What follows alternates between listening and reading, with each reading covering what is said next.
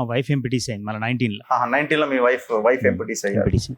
Okay, మీరు supreme court advocate గా పనిచేస్తున్నారు. సో మీరు విలేజ్ కి కొంత తక్కువగా వెళ్తుంటారు. వాస్తవం. వారానికి రెండు రోజులు ఉంటా, ఒక రోజు ఉంటా. 2 రోజులు ఉంటారు. సో పబ్లిక్ రిసీవ్ చేసుకున్నారా మరి?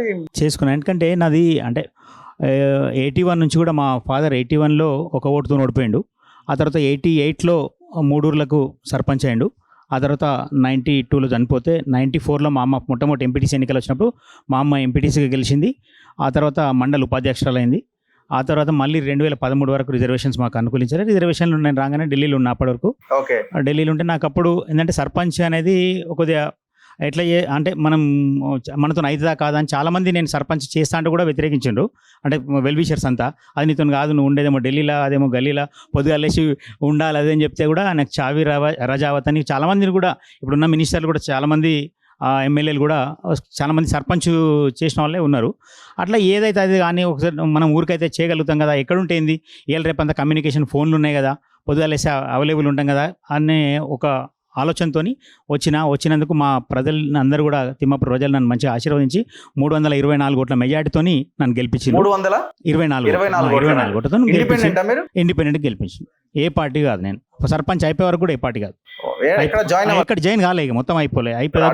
సిద్దిపేట అంటే హరీష్ అంటే నాకు దుబ్బాక నియోజకవర్గం నాది. దుబ్బాక నియోజకవర్గం. రామలింగారెడ్డి గారు బాగా క్లోజ్గా ఉంటుండే.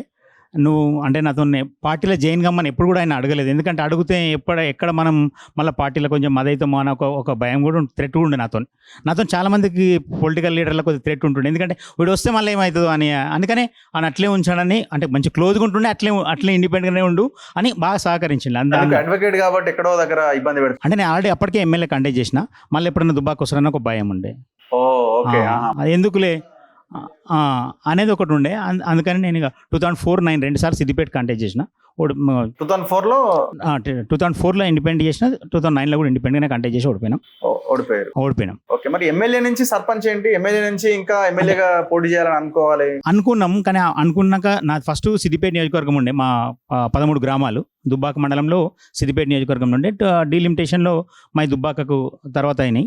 ఆ తర్వాత ఏంటంటే పరిస్థితులు అనుకుంటే 2009 అయిపోయిన తర్వాత కొంచెం మనం కూడా ప్రొఫెషన్లోకి వచ్చినాక 2013లో ఫస్ట్ టైం. ఇంకోటి ఆ ఎలక్షన్లు కావడానికి కూడా కారణం నేను 2011లోనే వాళ్ళ టర్మ్ అయిపోయింది. హైకోర్టులో నేనే రిట్ పిటిషన్ వేసి 243K ప్రకారం అసలు యాక్చువల్లీ 5 సంవత్సరాలకు ఒకసారి ఎన్నికలు జరగాలని చెప్పి హైకోర్టుకు ఆశ్రయించిన నేనే. ఆశ్రయించి 2 సంవత్సరాలు కొట్లాడి 13లో ఎన్నికలు పెట్టించిన. దాంతో నాకు సోలిపేట రామచంద్రారెడ్డి అని మా రాజ్యసభ ఎంపీ ఉండే, ఆయన బాగా క్లోజ్గా అసోసియేట్గా పనిచేసిన పంచాయతీరాజ్ యాక్ట్ మీద. అప్పుడు పనిచేసిన తర్వాత ఆయన నేను కలిపితే 2013 ఫిబ్రవరి 6 నాడు జడ్జిమెంట్ వచ్చింది సుప్రీంకోర్టులో. ఏమని ఎన్నికలు ఖచ్చితంగా పెట్టాలి 90 రోజులలో. అప్పుడు నేను నిజంగా గెలిచినట్టు ఫీల్ అయినాం. ఎందుకంటే అప్పుడే గెలిచినట్టు ఫీల్ అయినాం. ఎందుకంటే ఎన్నికలు మొత్తం ఈ రాష్ట్రానికి ఎన్నికలు కాంగ్రెస్ ఉన్న 3 టర్మ్లలో కూడా 92లో కానీ 2 ఇయర్స్ లేట్ అయిపోయినాయి. 2013లో కూడా లేట్ అయినాయి. ఇప్పుడు కూడా 2021లో కూడా లేట్ అవుతున్నాయి. అట్లా లేట్ కావడం వల్ల ఏంటంటే గ్రామాలకు చాలా నష్టపోతున్నాయి. ఎందుకంటే ఇప్పుడు పొద్దుగాలు వేస్తే ట్రాక్టర్ల డీజిల్ లేదని మొత్తం ట్రాక్టర్లు ఆపేసింది ఇప్పుడు లాస్ట్ 1 year నుంచి. అట్లే ఇప్పుడు లైట్లు అయితే మొత్తం టోటల్గా లైట్లు అది అయిపోయినాయి. అసలు అంటే మొత్తం వ్యవస్థనే కుప్పకూలిపోతుంది. ఎందుకంటే ఒక సర్పంచ్ ఉన్నది కాదు, వేరే ఉంటుంది కదా, ఇక పెద్ద దిక్కు లెక్క మంచి చెడు అన్ని మీదేసుకొని చేశారు సర్పంచ్ అంటే వాళ్ళు. ఈ సర్పంచ్ లేకపోతే ఇక గ్రామాలన్నీ ఎవరు అడిగేటోళ్ళు ఉండరు, ఎవరు బాధ్యతగా ఉండరు, ఎవరు పట్టించుకున్నాడు. సెక్రటరీ అనే రోజులుగా మనకు తెలిసిన విషయమే, అది ఎవరు అది ఉండదు. నేను అంటే ముఖ్యంగా నేను చేసిన గొప్ప పని ఏంటంటే మా గ్రామంలో మాకు ఆంధ్ర బ్యాంక్ ఉండే. మాకు 1988లో మా నాన్న సర్పంచినప్పుడు ఫస్ట్ మొట్టమొదటి ఆంధ్ర బ్యాంక్ మా తిమ్మాపూర్ గ్రామానికి వచ్చింది. అది చిన్న గ్రామం. ఆ గ్రామానికి వస్తే అప్పుడు అయితే గ్రామం బిల్డింగ్ కట్టకపోతే మేము వేరే పెద్దగుండెల గ్రామానికి తరలిస్తామని చెప్తే అప్పుడు నేను 4,96,000 రూపాయలు జమ చేసి గ్రామస్తులు అందరి దగ్గర మనిషికి కులానికి వేసి ఆ తర్వాత 32 లక్షల బిల్డింగ్ నిర్మించిన. ఎందుకంటే ఇంకోటి ఏంటంటే గొప్ప విషయం, అసలు ఈ మా దగ్గర ఫారెస్ట్ ఉంటుంది, రిజర్వ్ ఫారెస్ట్లో చెట్లు కొట్టి సగం గ్రామ పంచాయతీకి వస్తున్న విషయం చాలామంది సర్పంచ్లకు తెలియదు. నాకు ఒక్కనికే వచ్చింది, ఒక్కనితోనే క్లోజ్ అయిపోయింది కూడా. మొత్తం స్టేట్లో తెలంగాణలో 12,763 గ్రామ పంచాయతీలు ఉంటే నేను ఒక్కనే తీసుకోగలిగిన ఏది ఆ ఫండ్స్ను. కానీ దానికి 3 సంవత్సరాల పైరవి చేసిన. అరణ్య భవన్కు నేను తిరగని నాకు తెలిసి రోజులు అంటే ఒక 150 సార్లు అరణ్య భవన్, డిఎఫ్ఓకు, మెదక్కు, నిజామాబాద్ తిరిగి 3 ఎందుకంటే 12,000-15,000 చెట్లకు నంబర్లు వేయించి అంటే పెద్ద సిస్టమ్ ఉంటుంది. దాన్ని చేపించి ఒక 45 లక్షల రూపాయలు తెచ్చి ఆ 45 లక్షలలో 22.5 లక్షలు నేను గ్రామ పంచాయతీ తీసుకోగలిగిన మొట్టమొదటి సర్పంచ్ నేను తెలంగాణలో. ఇంకెవరు తీసుకోలేదు. ఇక ఈ రోజు వరకు కూడా చెక్ చేసినా కూడా. ఎందుకంటే ఒకటే రోజు అది 97లో చంద్రబాబు నాయుడు అక్కడ కుప్పంలో ఒకటి తీసిండు. ఆ జీవోను ఆధారంగా పట్టుకొని నేను 2015లో తీసుకొని ఆ బిల్డింగ్కి 22 లక్షలు చేసి ఇప్పుడు ఎక్కడ కూడా మీకు స్టేట్లో ఉండదు, అన్ని ప్రైవేటు దానిలలో బ్యాంక్ ఉంటుంది. కానీ మా దగ్గర మాత్రం గ్రామ పంచాయతీ బిల్డింగ్లనే బ్యాంక్ అనేది నిర్మాణం. ఏం బ్యాంక్ ఇది? ఆంధ్ర బ్యాంక్. ఇప్పుడు మారిందేమో, ఇప్పుడు యూనియన్ బ్యాంక్ అయింది. ఇప్పుడు 32 lakhs పెట్టి కట్టిన దాని ఒక రూమ్కే దాన్ని లాకర్ రూమ్. జనాభా 2223 జనాభా, కానీ 1600-1700 ఓట్లు పోల్ అవుతాయి, ఓటర్లు ఉంటారు. మీకు బ్యాంక్ ఉంది. ఇంకొకటి ఏంటంటే నేను చేసిన బాగా కాన్సన్ట్రేట్ చేసిన వైద్యం మీద చేసిన. వైద్యం మీద ఏంటంటే ఫస్ట్ నేను ఎప్పుడు కూడా ఏంటంటే అసలు ఈ నార్మల్ డెలివరీ లేక ఇప్పుడు ఎవ్వరు కూడా ప్రెగ్నెన్సీ కాగానే ఏం చేస్తారో, ఒక సిద్దిపేటకో దుబ్బాకో ఏదో హాస్పిటల్ పోగానే 25,000-30,000-40,000 బిల్ వేస్తుంది. మాకు ప్రాబ్లం ఎట్లా, నా దృష్టికి ఎట్లా వచ్చిందంటే బిడ్డ డెలివరీకి ఉన్నది పట్టేలా ఒక 5,000 10,000 సహాయం చేయి అని ఎవరైనా వచ్చినప్పుడు ఎందుకు వస్తుంది ఈ ప్రాబ్లం, మరి ఇంత ఫెసిలిటీస్ ఉన్నాయి కదా అనే ఆలోచనతో నేను చేసిన అంగన్వాడీలను, ఆయాలను, మండల కేంద్రంలో కూడా మాకు అందరు అధికారులు సపోర్ట్ చేసిండు. అట్లా నేను చేసిన పిఎస్సి డాక్టర్తో మాట్లాడి నార్మల్ డెలివరీలు చేసిన 249 ఫస్ట్ టైం బ్రేక్ చేశాను. స్టేట్లోనే ఫస్ట్ అవార్డు తీసుకున్నాం. NRHM అంటే నేషనల్ రూరల్ హెల్త్ మిషన్ నుంచి అవార్డు తీసుకున్నాం. ఇక్కడ లెస్ డిస్టిక్లో కూడా అవార్డు తీసుకోవడం జరిగింది. అట్లా ఒక్కొక్కటి చేసుకుంటా వచ్చినాం. ఇంకుడు గుంతలు కూడా ఫస్ట్ టైం మా దగ్గర డిపిఓ సురేష్ బాబు గారు ఉండే, చాలా గొప్ప మంచి డిపిఓ, మొత్తం స్టేట్లోనే మంచి. ఆయన ఏం చేసిందంటే ఫస్ట్ ఇంకుడు గుంతలు ఉంటాయి, ఈ మోరీలు ఇవన్నీ దోమలు ఉన్నాయి అనేది దాంతో మహారాష్ట్రలో ఒక విలేజ్ పోయి ఆ విలేజ్ నుంచి చూసి వచ్చి ఫస్ట్ టైం మా దగ్గర ఒకటి ఇబ్రాహీంపూర్, సిద్దిపేట మండల్ ఇబ్రాహీంపూర్లో ఒకటి, నారాయణపేట మండల్కి వస్తుంది ఇప్పుడు, అక్కడ ఒకటి, తిమ్మాపూర్లో ఒకటి ఫస్ట్ టైం ఇంకుడు గుంతలు ప్రారంభించడం. అది కూడా నేను సక్సెస్ కాగలిగిన. అట్లే మా గ్రామ మహిళల్ని, రైతులను అందరినీ కూడా ఒక 5 బస్సులు పెట్టి అంకాపూర్లో వ్యవసాయం ఎట్లుంటుందని చెప్పి సొంత ఖర్చులతో నిజామాబాద్ అంకాపూర్ తోలుకపోయినా, ఒక రోజు మొత్తం టూర్ తీసుకుపోయినా అందరినీ. అంటే వ్యవసాయం అగ్రికల్చర్ ఎట్లా చేయాలి ఏంది అసలు, అంటే వాళ్ళు ఏదో బాగా పండిస్తారు, అందరు కార్లు ఉంటాయి అట, మారుతి కార్లు. చిన్నప్పుడు చదివిన నేను 89-90లో చదివిన. సీడ్ ఫేమస్ కదా, సీడ్ ఫేమస్. అట్లా చదివిన నేను. ఆ చదివితే అప్పుడు అందరిని తీసుకపోతే వాళ్ళు కూడా కొద్దిగా అంటే చూసి నేర్చుకున్నారు, అంటే ఇంప్లిమెంట్ చేసిండ్రు, చేయనోళ్ళు చేయలేదు. అట్లే గ్రామ పంచాయతీ కూడా మా భవనం కూడా 13 లక్షలు గవర్నమెంట్ నుంచి శాంక్షన్ అయితే 11 లక్షలు వచ్చినాయి మాకు. ఇంకో 10 లక్షలు కలిపి మొత్తం 25 లక్షలతో ఇలా బ్రహ్మాండంగా 30 లక్షలతో అంటే మా నియోజకవర్గంలో టాప్ గ్రామ పంచాయతీగా. ఎందుకంటే మొత్తం అంతా 2 ఫ్లోర్లు వేసినాం. డబ్బులు ఇచ్చినాం. డబ్బులు సార్ది ఒక ఎక్స్ట్రీమ్ ఉంది, మీది ఒక ఎక్స్ట్రీమ్ ఉన్నది అంతే. ఎట్లా బ్యాలెన్స్ చేసుకోవాలి అంటే నేను ఒక్కటి ఏంటంటే, నాకు ముఖ్యంగా గ్రామంలో ఉండేందంటే ఫస్ట్ వాటర్ సమస్య. నీకు వాటర్ మెయిన్ కరెక్ట్ ఉండి ఇంకోళ్ళు కరెక్ట్ ఉంటే సర్పంచ్ సగం ముప్పావు పని అయిపోతుంది, అక్కడనే అయిపోతుంది. జనాలు ఏం ఎక్స్పెక్ట్ చేస్తారు, ఏం పాపం ఏం ఎక్స్పెక్ట్ చేయరు వాళ్ళు కూడా. లైట్లు కరెక్ట్ చూసుకొని, నీళ్ళు కరెక్ట్ చూసుకుంటే సర్పంచ్కి 80% పని అయిపోతుంది నాకున్న అనుభవంలో. ఇంకోటి ఏంటంటే అవి ఖచ్చితంగా చూసుకుంటున్నాం మేము. ప్లస్ ఇంకొకటి ముఖ్యంగా చదువుకున్న సర్పంచ్ ఏం చేయాలంటే ఇవాళ రేపు ఎప్పుడు కానీ మనల్ని పెద్దోళ్ళు అందరూ ముసలోళ్ళు గుంజుతుంటారు. ఒక పంచాయతీలకు ఒక టీం పడేయాలని సపరేట్గా వాళ్ళని మనం పంచాయతీలకు ఎంటర్ కావద్దు. ఎంటర్ అయితే ఇప్పుడు నీకు న్యాయం చేసినా నీకు అన్యాయం, ఎవరికొరికి అన్యాయం అయితే ఎవరికొరికి న్యాయం అవుతుంది అన్నప్పుడు ఎవరితో కంట అవుతాం అని ఒక పంచాయతీలో ఒక టీం చేసి దానికి వేసేసినాం అనుకో, ఆ ప్రాబ్లం పోతుంది. అది ఫస్ట్ చేసుకోవాలి. లేకపోతే మొత్తం వచ్చి నీ మీద జరుగుతుంది. నీ మీద జరిగినప్పుడు నువ్వు అన్నలే కూరుకుపోతావు. ఫస్ట్ ఆఫ్ ఆల్ నువ్వు విలేజ్ నుంచి కొంచెం దూరం కావాలనుకున్నప్పుడు ఇది ఒక పని చేయగలగాలి. అట్లా ఒక్కొక్కటి అంటే లోకల్ గానే ఉండాలి సర్పంచ్, ఊర్లోనే ఉండాలి అని అంటుంటాం.